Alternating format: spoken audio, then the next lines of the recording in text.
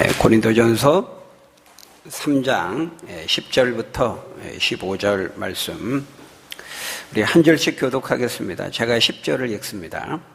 내게 주신 하나님의 은혜를 따라 내가 지혜로운 건축자와 같이 터를 닦아두매 다른 이가 그 위에 세우나 그러나 각각 어떻게 그 위에 세울까를 조심할지니라.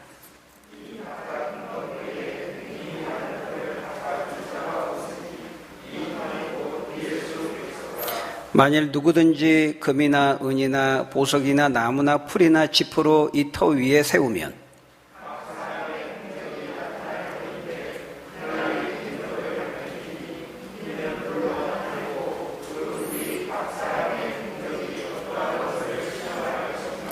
만일 누구든지 그 위에 세운 공적이 그대로 있으면 상을 받고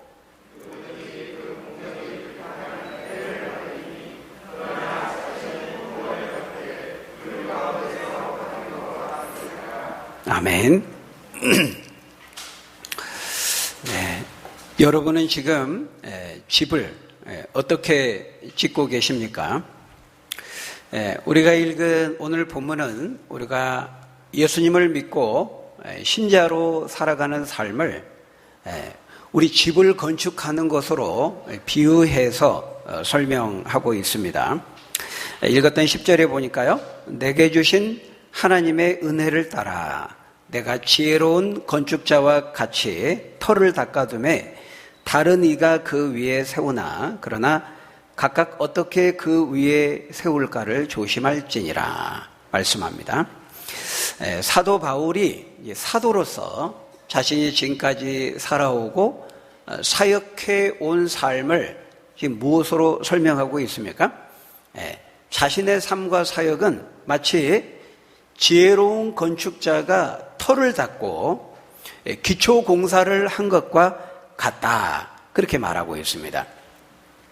우리가 앞에 지난주에 봤던 그 9절에 보니까요. 우리는 하나님의 동역자들이요. 너희는 하나님의 밭이요. 하나님의 집이니라. 그랬습니다. 하나님의 밭이요. 농사의 비유로 설명한 거죠. 그런 점에서 자신은 심었다고 말했습니다. 농사 열매를 얻기 위해서 가장 먼저 해야 되는 기초가 뭡니까? 심는 거죠. 나는 심었고 아볼로는 물을 주었으되 오직 자라게 하시는 분은 하나님뿐이니라. 십자가 복음을 전하고 교회를 세우고 하나님 나라의 사역을 해왔던 것을 지금 이제 농사 짓는 것으로 비유적으로 지금 설명하고 있는 거예요. 그때 자신은 씨 뿌리는 그 심는 역할 그걸 했다는 겁니다.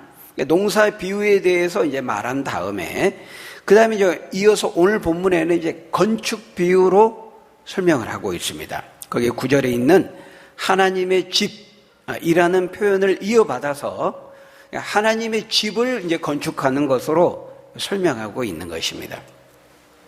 여기 이 하나님의 집이라고 하는 것은 이제 좁게 말하면은 이제 교회고 조금 더 넓게 말하면은 이제 하나님의 나라라고 할 수가 있는 것이죠. 이 하나님의 집, 이 하나님의 집을 건축하는 데 있어서 바울은 자신이 사도로서 뭘 했다는 거예요? 기초를 닦았다는 겁니다. 터를 닦았다고 말하고 있어요. 거기 보니까 내가 지혜로운 건축자와 같이 터를 닦아두매 다른 이가 그 위에 세우나 그랬죠. 그러니까 자신은 이제 사도로서 터를 닦고 기초를 놓았다면은 이제 다른 사람들은 뭘 해야 된다는 것입니까? 그 다른 사람들 바로 이제 고린도 교회 성도들을 향해 말하는 것입니다. 나아가서 오늘 저와 여러분들을 향해서 말하는 거죠. 자신은 사도로서 터를 닦고 기초를 놓았다면은 이제 여러분들이 해야 될 일은 그 말입니다. 바울을 포함해서 사도들이 세운 터 위에 이제 여러분만의 믿음의 건축물을 세워야 합니다. 기초와 터를 놓는 것이 사도로서 내가 해야 될 사명이었다면 이제 그 터 위에 여러분만의 믿음의 건축물을 세워야 되는 것은 바로 고린도 교회 성도 여러분들. 이 고린도전서 서신을 읽고 있는 바로 저와 여러분들이 해야 될 일입니다. 지금 그렇게 말하고 있는 것입니다. 그런데 그 터 위에 건축물을 세우는데 그것이 여러분들이 해야 될 일인데 근데 뭐라고 말하고 있어요? 어떻게 해야 된다는 거예요? 그 건축물을 세울 때 조심할지니라 이렇게 말하고 있습니다. 조심하라는 겁니다. 왜냐하면 그 위에 그 터에 어떻게 건축물을 세웠느냐에 따라서 나중에 하나님의 판단과 심판이 있을 것이기 때문이다. 그렇게 말합니다. 12절, 13절, 15절까지 보니까요. 만일 누구든지 금이나 은이나 보석이나 나무나 풀이나 짚으로 이 터 위에 세우면 각 사람의 공적이 나타날 터인데 그 날이 공적을 밝히리니 이는 불로 나타내고 그 불이 각 사람의 공적이 어떤 것을 시험할 것이라. 만약 누구든지 그 위에 세운 공적이 그대로 있으면 상을 받고 누구든지 그 공적이 불타면 해를 받으리니 이렇게 말하고 있습니다. 여러분 먼저 우리가 가장 먼저 기억해야 되는 것은 이 13절에서 말씀하고 있는 그 날이 있다는 것을 우리가 기억해야 됩니다. 여기 이 그날 한 날이 있다는 거예요. 이 날은 어떤 날입니까? 우리가 그 터에 어떻게 건축물을 세웠는지에 대해서 하나님 앞에서 결산을 받는 날입니다. 네. 이 날은 예수님이 재림하시는 마지막 날인데 그 날이 되면 불로서 시험을 받고 판단을 받는다는 거예요. 그 한 날이 있다는 거 성경은 우리에게 말씀하고 있습니다. 여러분 특별히 이 마지막 날 재림과 관련해서 이 불을 말할 때는 항상 그 불은 어떤 불입니까? 심판의 불입니다. 심판의 불. 성경에 수없이 많은 곳에 그걸 말씀하는데요. 마태복음 3장 12절에 보면은 손에 키를 들고 자기의 타작 마당을 정하게 하사 알곡은 무와 곡간에 들이고 쭉정이는 꺼지지 않는 불에 태우시리라 이렇게 말씀합니다. 심판의 불을 말합니다.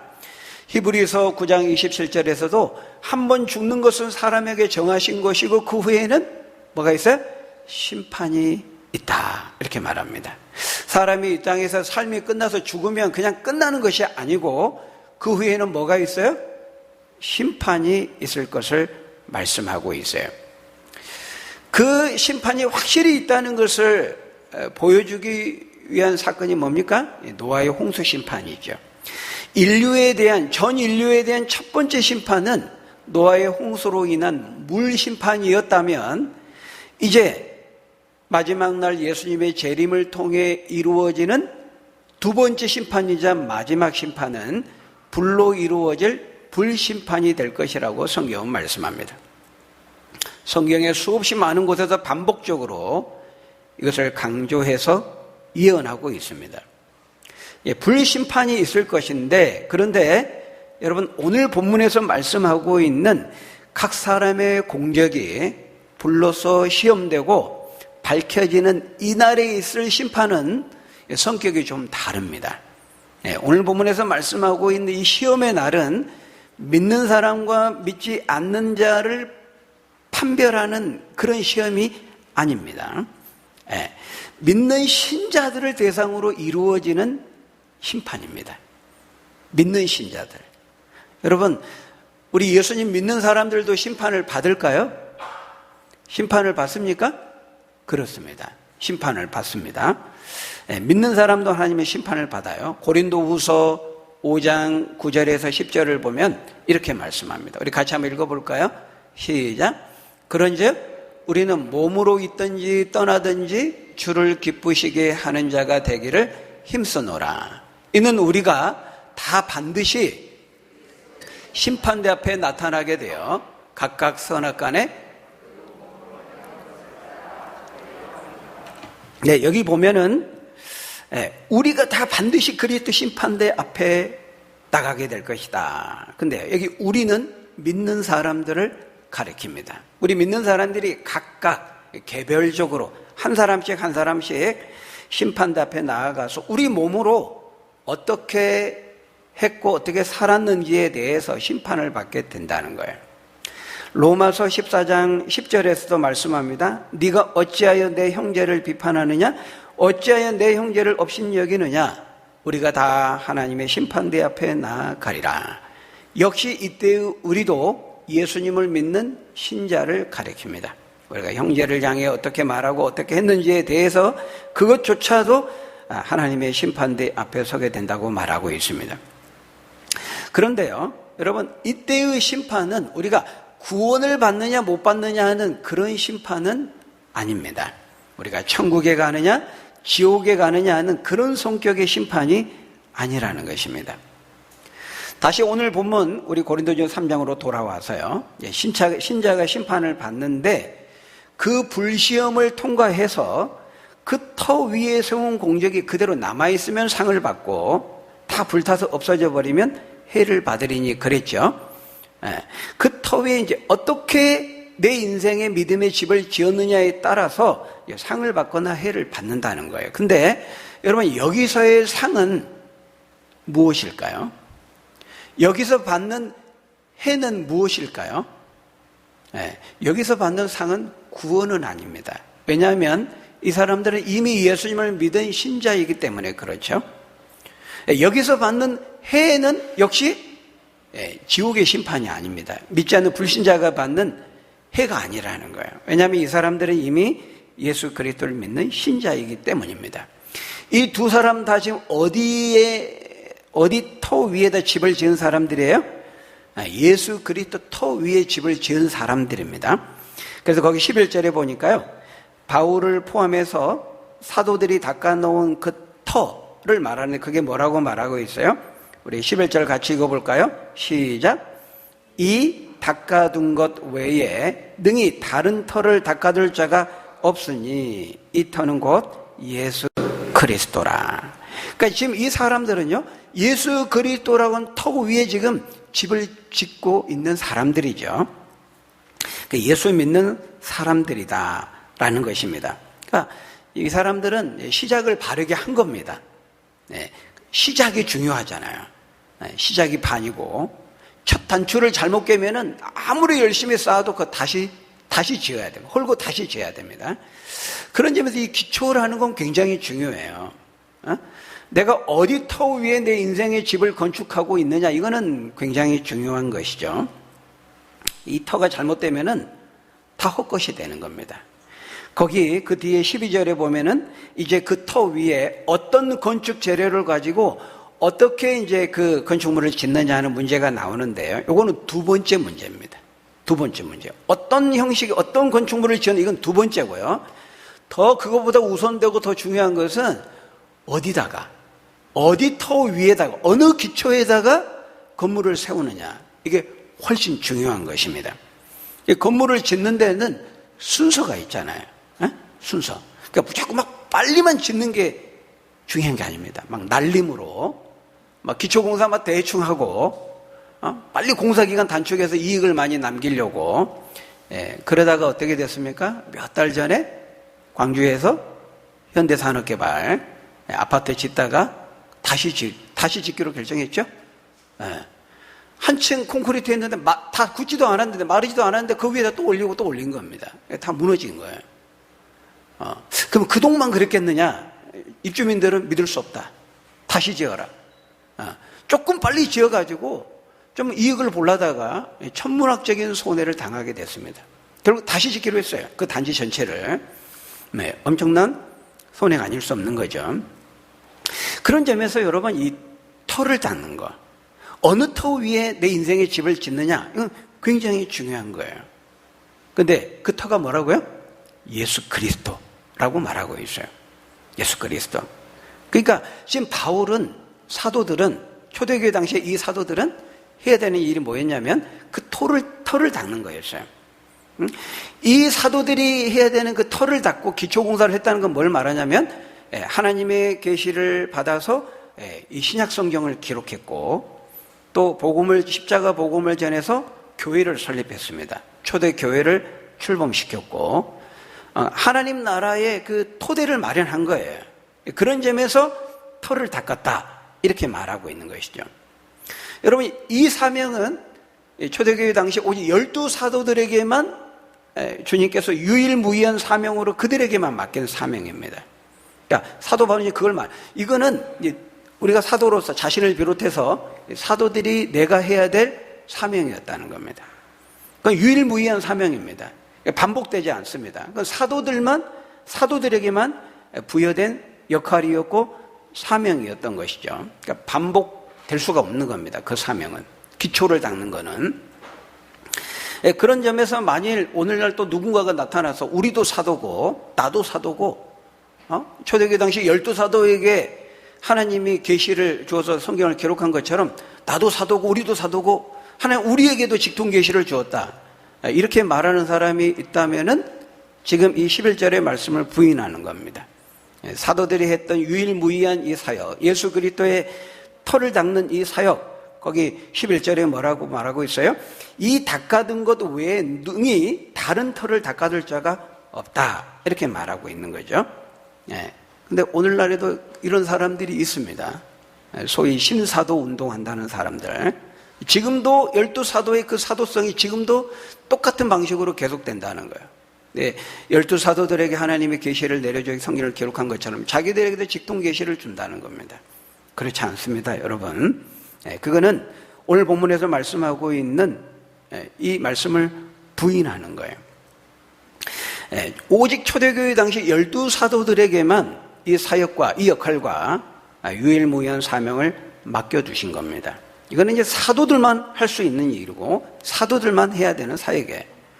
그렇다면 이제 우리가 해야 되는 건 뭐냐? 나는 터를 닦고 기초를 닦았다면 이제 여러분들이 해야 될 일은 뭐라는 거예요? 그 마련해 놓은 기초 위에 우리의 믿음의 건축물을 세우는 것입니다. 그래서 우리가 믿음의 건축물을 세울 때 가장 먼저 점검하고 확인해야 되는 것이 뭐예요? 내가 사도들이 닦아놓은 그 토대 위에 내가 지금 세우고 있네. 이걸 먼저 확인해 봐야 돼. 그 토대, 그 기초, 그 터가 뭐예요? 예수 그리스도인 것입니다. 그러니까 건물을 열심히 짓고 막 크게 짓고 화려하게 짓고 인테리어 막 해가지고 외관을 멋지게 지었는데 가만히 보니까 여기가 아니에요. 왜 엉뚱한 데도 건물 지었어요? 왜 남의 땅에 지었어요? 어떻게 해야 되죠? 다시 지어야 됩니다. 다시. 터가 중요한 거예요. 토대가 중요한 거예요. 기초가 중요한 거예요. 그럼 다 헛된 것이 되고 마는 겁니다. 시편 127편 1절에 여호와께서 집을 세우지 아니하시면 세우는 자의 수고가 헛돼 버리는 겁니다. 기초와 토대가 중요한 거예요. 그래서 오늘 본문에서 말씀하고 있는 것은 지금 이 예수 그리스도라고 하는 터 위에 집을 짓고 있는 사람들, 신자들에 대해서 지금 말하고 있는 거예요. 바로 앞에서 육신에 속한 자, 육에 속한 자, 신령한 자에 대해 얘기했잖아요. 육에 속한 자는 아예 성령을 받지 않는 믿지 않는 사람이고 육신에 속한 자와 신령한 자에 대해서 말했어요. 육신에 속한 자고 그리스도 예수 안에 있지만은 어린아이와 같은 사람이 있다고 말했죠. 바로 그 육신에 속한 자와 신령한 자, 요 맥락에서 지금 말씀하고 있는 겁니다. 그걸 염두에 두시면 되는 거예요. 그러니까 똑같이 다 그리스도 예수 안에 있고 예수를 믿는 자라는 거예요. 그러니까 오늘 본문의 표현대로 하면은 예수 그리스도 터 위에 지금 건축물을 세우고 있는 사람들이죠. 그런데 그 터에 지금 어떤 재료로 어떻게 건축물을 세울지를 조심하라는 거예요. 왜냐하면 나중에 하나님의 판단과 평가와 심판이 있기 때문이라는 것입니다. 이거 지금 신자들을 향한 하나님의 결산이요 평가인 것이죠. 그래서 거기 12절에 보면 이제 그 터 위에 어떤 신자는 신자입니다. 어떤 신자는 금이나 은이나 보석으로 집을 짓는 사람이 있고 또 어떤 신자는 나무나 풀이나 집과 같은 허술한 재료로 집을 짓는 사람들이 있다는 거예요. 근데 여러분 여기 6가지 건축 재료가 나오죠. 그런데 실제로는 이제 크게 보면 2종류의 건축 재료를 말하는 거예요. 금은 보석, 불에 타지 않고 견디는 재료죠. 소위 이제 내화성 재료 이렇게 말합니다.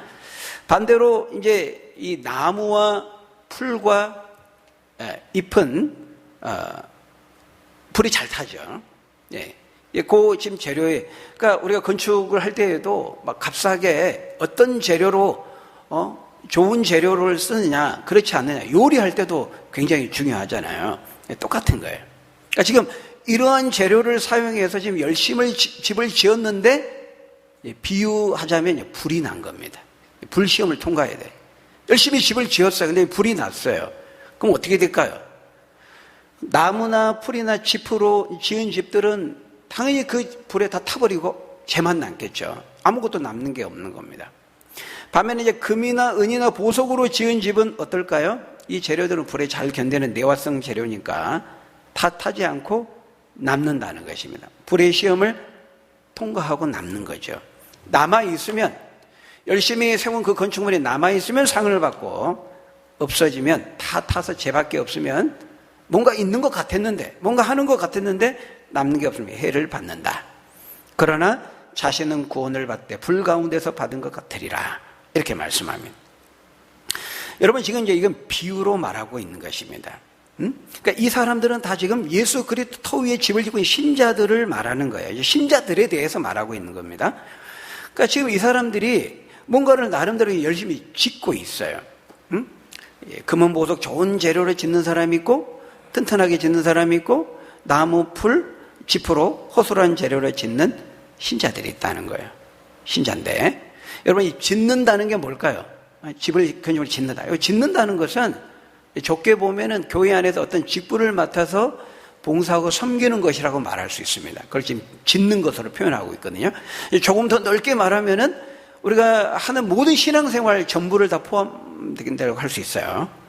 아니면은 우리가 교회 안에서든 밖에서든 모든 우리 인생에 하나님 주님 앞에 서는, 예수님 재림하시는 주님 앞에 서는 그날까지 하나님 허락하신 모든 삶을 다 포함된다고도 말할 수 있습니다. 그걸 지금 뭔가 건축을 짓는 것으로 지금 표현하고, 비유로 설명하고 있다는 거예요.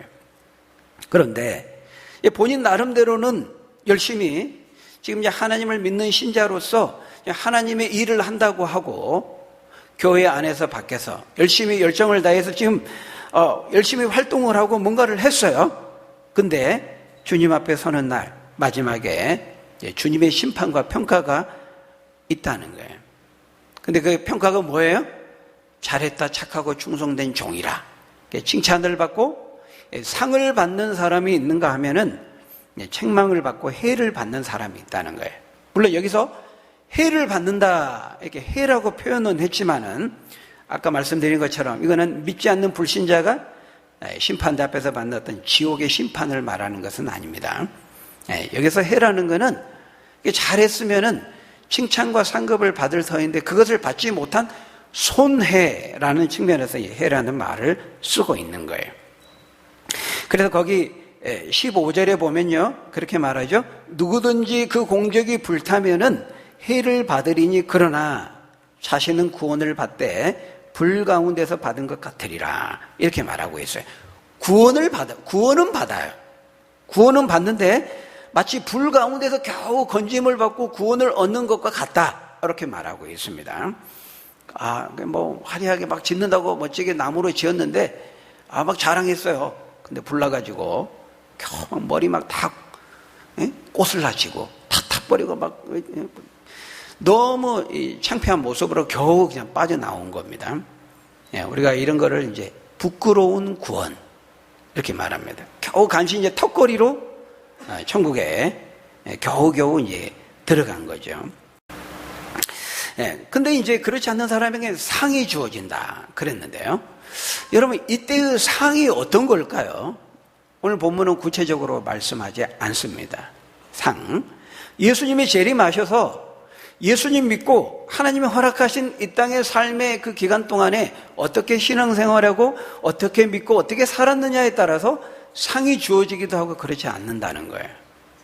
예수님이 오셔가지고 바로 천국이 이루어지는 건데 천국에서 무슨 또 다른 상이 있다는 거냐. 우리가 이 천국의 상급론이라고 말합니다. 신학적으로.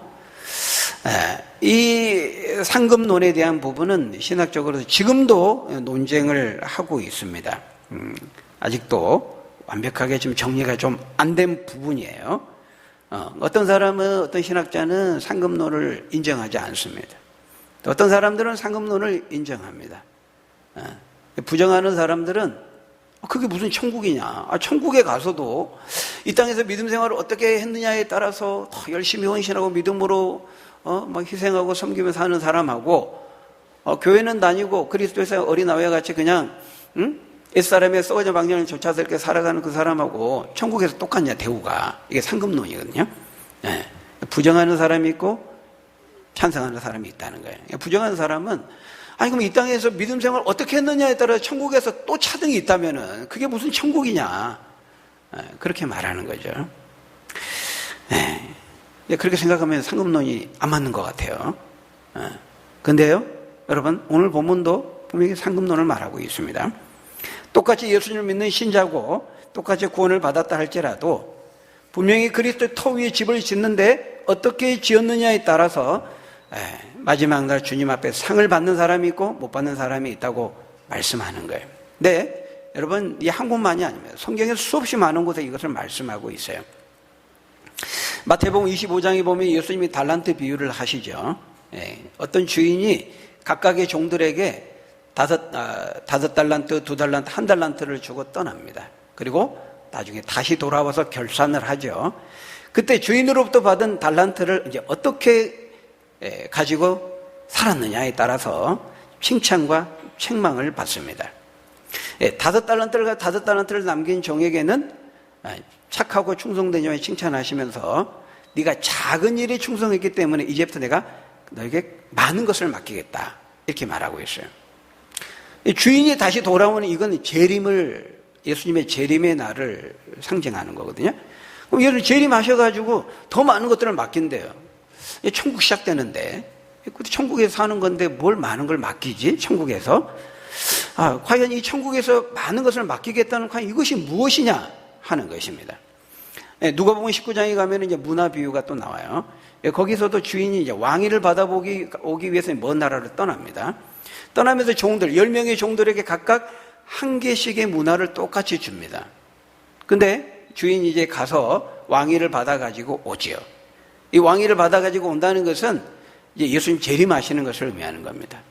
왕이신 하나님으로부터 심판의 권세를 받아가지고 이제 심판자로서 주님이 다시 오실 것을 말씀하잖아요. 근데 이제 그때 주인이 와서 종들에게 한 문화 가지고 어떻게 했는지를 가지고 결산을 합니다. 한 문화 받은 어떤 종은 10문화를 남깁니다. 근데 주인이 칭찬을 합니다. 착하고 충성되냐 칭찬하면서 너에게 10고을을 다스리는 권세라고 하는 상을 주겠다고 말합니다. 한 문화로 5문화를 남긴 종에게는 네가 5고을을 다스리는 내가 권세를 상으로 주겠다, 이렇게 말합니다. 예수님 다시 오시면 재림이고 천국 시작되는 건데 천국에서 무슨 10고을을 다스리는 권세를 주고 5고을을 다스리는 권세를 주냐? 천국이면 천국 생활이면 이제 다 똑같이 이제 천국 생활하는 건데 이 10고을을 다스리고 5고을을 다스리고 이게 뭐냐 하는 겁니다. 여러분 별 생각 없이 그냥 막 읽었죠? 신학자들은 고민하는 겁니다. 이 천국에서 그러면 10고을을 다스리고 5고을을 다스리는 권세를 새롭게 주신다는데 이게 천국 생활인데 이게 뭐냐? 이게 이제 상급론입니다. 여러분 이게 근데 정확하지가 않아요. 성경 분명히 이걸 말씀하는데 많은 것으로 너에게 맡기고 10고을 권세를 다스리고 5고을 권세를 다스리고 이게 도대체 뭐냐 하는 것입니다. 그러니까 이 상급론을 부정한 사람은 그거는 그냥 천국 생활하는 것을 뭉뚱그려서 그렇게 표현한 것이지 천국에서 어떤 또 다른 차등이 있고 차이가 있다는 것을 말하는 것이 아니다, 이렇게 말하는 것입니다. 근데 이게 이 상이 어떤 것이 정확하지가 않기 때문에 논쟁을 합니다만은 성경의 많은 곳에서 이걸 말하고 있다는 거예요. 근데 이제 천국 이 상급을 부정한 사람들은 그러면 그때 뭘 또 다스리는 권세를 주어? 그러면 천국에서 또 일한다는 말이냐? 다스린다, 많은 것을 맡긴다. 나 천국 가면 쉬는 줄 알았는데 안식하는 줄 알았는데 거기서 또 무슨 일을 해야 된다는 거야? 이거 내가 천국 가야 돼 말아야 돼? 좀 이제 이 땅이 너무 힘들어가지고 삶이 힘들어 천국 가면 좀 이제 편하게 안식하고 쉬는 줄 알았는데 거기서 또 뭐 일을 하고 이게 뭐지? 근데 여러분 우리가 천국에서의 쉼, 안식을 생각할 때요 아무것도 안 하고 무의도식하면서 가만히 그냥 쉬는 게 안식, 그런 안식을 말할까요? 그렇지 않습니다. 성경을 보면은 요한계시록 같은 데를 보면은 천국 생활을 이렇게 상징적으로 묘사하는데요. 대표적인 게 이제 예배입니다. 예배. 천국에서도 어떤 활동이 있다고 말하고 있어요. 그냥 무의도식 하는 거 아니에요. 천국 가면은 마치 저 하와이 같은 데서 해변 벤치에서 딱 누워가지고 우리 천사들이 서빙하는 거 먹을 거 충분히 옆에 쌓아놓고 그냥 아무것도 안 하고 먹고 자고 쉬우면서 그런 게 천국 생활일까요? 네, 이런 것도 어떻게 생각하는 거예요? 천국 생활을. 이 땅에서의 내 삶의 이 지상에서의 삶의 경험을 근거로 해서 천국 생활을 생각하는 겁니다. 이게 이제 우리의 한계예요. 어? 그러니까 이제 요한계시록 보면 이제 천국에서 하는 활동, 대표적인 활동이 예배거든요. 거기서 뭐 전도하고 이런 건 없습니다. 예배를 말하고 있어요. 하루 종일 예배하는 걸로 나와요. 날마다 막 기쁨으로.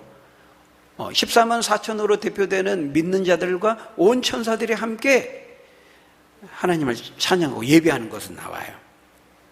우리는 그거를 보면서도 생각하죠. 천국에서 맨날 예배만 드려?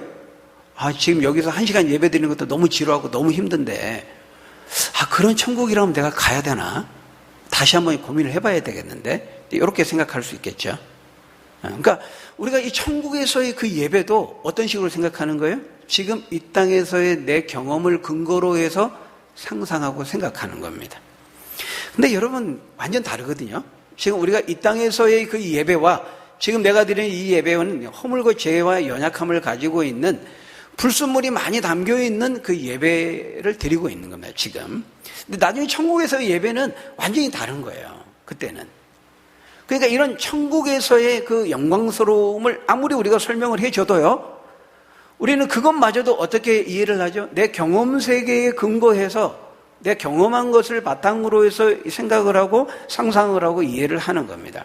그러니까 천국에서의 만일 상급이 있다면 그것도 어쨌든 차이인데 우리가 이 땅에서 경험하는 차이는 뭐예요? 다 차별로 인식을 합니다. 우리는 이 땅에서 조금 어떤 차이는 다 차별로 생각을 해요. 거기서 열등의식과 우월의식을 우리는 경험하죠. 이 땅에서는.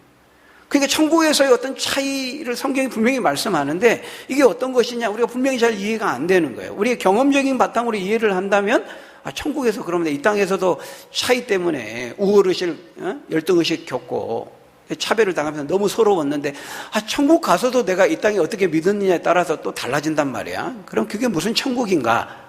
우리는 우리의 경험을 바탕으로 그렇게 생각할지 모르지만 여러분 그렇지 않습니다.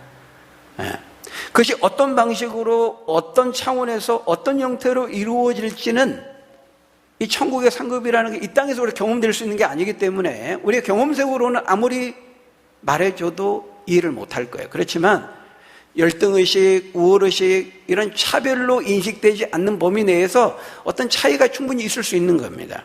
예를 들면 우리가 교회 안에서 은사가 서로 다르잖아요. 은사에는 다스림의 권세도 있잖아요. 근데 서로 이렇게 다양성이 있습니다. 은사의 다름이 있어요. 근데 그것 때문에 우리가 열등의식, 우월의식 이렇게 느끼면 안 되거든요. 고린도 교회 안에 그런 게 있었잖아요. 그래서 지적하잖아요. 근데 이건 어떤 다른 겁니다. 다름이 우리가 그런 말 하잖아요. 다른 것하고 틀린 것하고는 다른 거다. 이렇게 말하잖아요. 그러니까 다양성인 거죠. 그런 점에서 천국에서의 그 차이가, 그 상급이 어떤 꼭 차별로 우리 경험 세계에서는 그렇게 경험되지만 그렇게 안 할 수 있는 거예요. 안 하면서도 그렇게 할 수 있는 겁니다. 하나님의 어떤 차원에서 한다면 그럴 수 있는 거예요. 성경은 분명히 이걸 말씀하고 있다는 겁니다. 달란트 비유나 문화 비유뿐만 아니라 이런 종들이 하나님이 허락하신 그 주인이 오기까지의 그 허락하신 기간, 이게 뭐냐면 우리가 예수를 믿고 신자가 된 다음에 예수님 재림 때까지 우리가 주님 앞에 서는 데까지 허락된 인생의 기간을 상징하는 거거든요. 그때 달란트나 문화라고 하는 하나님이 주신 우리에게 맡기신 은혜의 자원들을 가지고 어떻게 투자하고 어떻게 사용했느냐에 따라서 나중에 결산을 받는다는 거예요.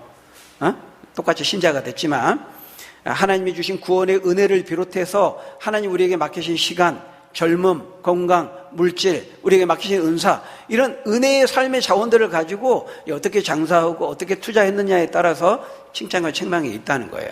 상과 해를 말하고 있는 그런 차원에서 성경이 명백하게 말씀하고 있거든요. 그러면 천국에서의 부러운 그런 상급을 분명히 말씀하고 있는데 이거 어떻게 우리가 부인할 수 있겠느냐 하는 거예요.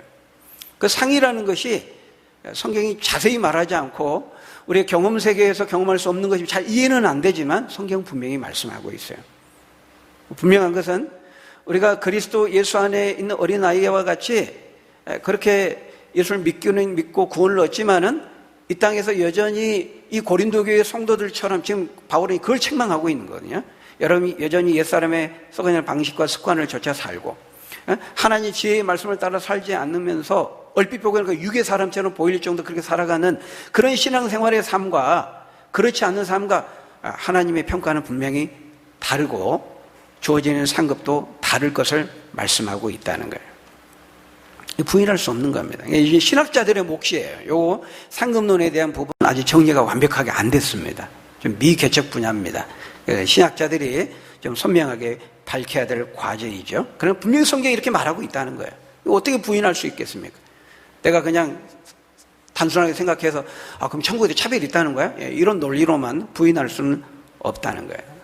똑같이 예수 그리스도 안에 있지만 어떻게 이 땅에서 하나님이 주신 믿음의 자원들을 가지고 살았느냐에 따라서 하나님의 평가는 분명히 다를 것을 어떤 식으로든 성경은 말씀하고 있다는 거예요. 그런 점에서 여러분 말씀을 마치겠습니다. 가장 중요한 게 뭐라고요? 내가 지금 어디 위에, 어디 터 위에 내 인생의 집을 믿음의 건축물을 세우고 있냐. 이게 가장 먼저 살펴야 되는 거고요. 예수 그리스도 터 위에 세워야 돼요. 그럼 다른 다 헛된 것이 되는 거예요. 그러니까 예수 그리스도 터 위에 건축물을 세웠다 할지라도 내가 어떤 재료로 어떻게 건축물을 세우느냐 그것도 중요해요. 여기서 금은 보석은 뭘 상징할까요? 나무와 풀과 짚은 뭘 상징할까요? 앞에서 하나님의 지혜, 사람의 지혜를 말했어요. 하나님의 지혜를 대표하는 십자가의 복음과 진리에 대해서 말했고 세상의 지혜를 말했어요. 금, 은, 보석으로 짓는다는 것은 하나님의 지혜인 말씀의 원리를 따라서 말씀을 의지해서 살아가는 삶을 말하는 겁니다. 고린도 교회 안에는 이게 없었어요. 부족했어요.